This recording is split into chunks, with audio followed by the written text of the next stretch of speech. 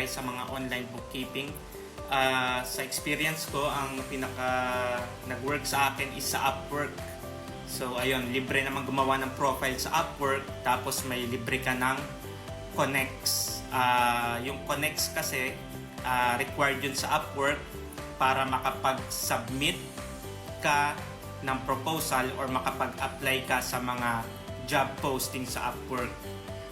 Yun nga lang, may libre lang siyang 10 connects per month.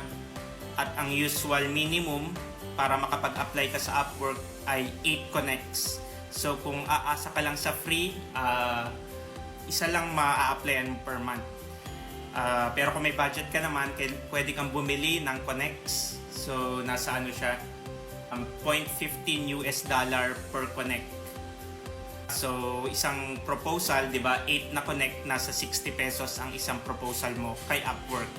Maganda yung kung may budget ka. Kung wala naman, pwede ka naman sa onlinejobs.ph. Sa LinkedIn, pwede ka rin maghanap ng first clients mo. Tapos, ayun, pagsabayin mo lang sa Upwork dahil sa experience ko, may mas maraming magagandang clients sa Upwork. Pero, possible pa rin naman sa other platform ka makakahanap ng client. You are a freelancer at meron kang concern or question regarding freelancers BIR registration and freelancers tax compliance, comment mo lang yan at sasagutin ko yan.